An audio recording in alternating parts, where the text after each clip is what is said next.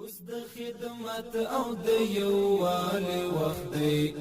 اوس د وطن د جوړون. بسم الله الرحمن الرحیم. طوری که شما دیگه میدانید معاونیت مسلکی یا معاونیت سایه در چوکات اداره ملی سایه مسئولیت جمع‌آوری، تجزیه، تحلیل و ارائه ارقام سایوی را به عهده دارد. از جانب دیگر نیک میدانیم که داشتن آمار و اطلاعات سایوی یکی از عمده‌ترین و با اهمیت‌ترین چیز برای پلانگذاری، پالیسی سازی برای ادارات، پالیسی سازان و اشخاصی که در مورد وضعیت اقتصادی کشور و وضعیت اجتماعی و پلان و پالیسی می‌سازد نقش عمده و حیاتی دارد. بنابر اهمیت ارقام و اعداد در پالیسی سازی، اداره معاونیت مسلکی جمع‌آوری ارقام و معلومات را به دو طریقه به طور معمول و استاندارد مطابق به معیارهای ملی و بین المللی جمع‌آوری می‌نماید. طریق ارقام جاری یا اعداد و ارقام جاری که از نهادها و مؤسسات نهادی مانند ادارات دولتی، سکتور خصوصی، انجوها و نهادهای ملی و بین المللی است توسط ارسال پرسشنامه‌های معیاری، جمع‌آوری، تجزیه، تحلیل و بعد از تجزیه و تحلیل ذریعه نشریه‌های و راپورهای احصایوی به طور سالانه، ربوار، ماهوار به نشر می‌رسد و همچنان شاخص‌ها و معلومات مربوط به صحت، فقر، دسترسی به مکاتب و تمام موضوعات از خانوارها با راه اندازی سروی‌های نمونوی ملی سرتاسری جمع‌آوری، تجزیه و تحلیل و توسط راپورهای و گزارشات احصایوی به نشر می‌رسد. با اساس همین موضوع فعالیت‌های عمده اداره ملی احصایه و معلومات در بخش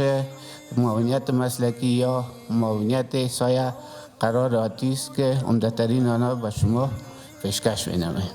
اداره ملی احصایه و معلومات در جریان سال 1400 شمسی فعالیت‌های را انجام داده است. نشر 32 جلد راپور احصایوی که شامل موضوعات اقتصادی، اجتماعی، محیط زیستی می باشه به طور روزوار،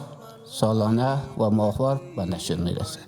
که از جمله 32 نشریه و راپور شامل سالنامه احصایوی، سالنامه احصایوی تجارت، برآورد نفوس و سالنامه اختصاصی قیام کشور می باشد و همچنان سالانه 16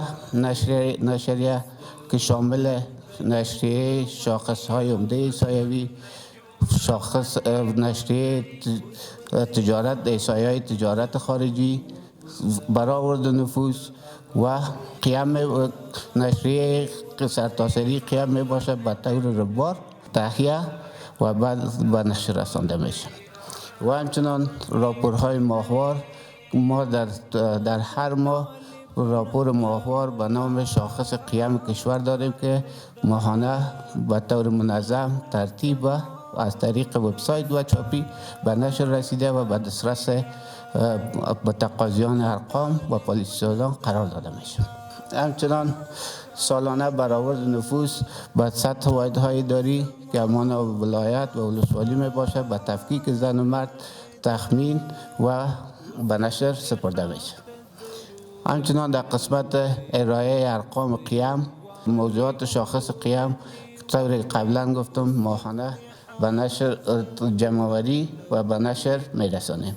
از همه مهمتر در قسمت ارائه ارقام صادرات و واردات به طور ماهوار، روزوار و سالانه ما ارقام و معلومات مربوط به تجارت خارجی را جمع‌آوری و تجزیه و تحلیل به نشر می‌رسانیم که خوشبختانه در قسمت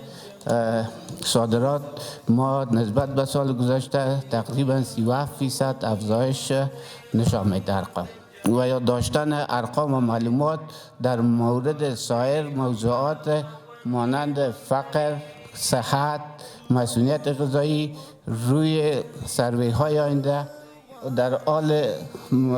جلسه با سایر نهادهای ملی و بین المللی هستیم تا بتوانیم کمک مالی از اونا دریافت کرده و بتوانیم در جریان سال سروی های صحت و مسئولیت غذایی را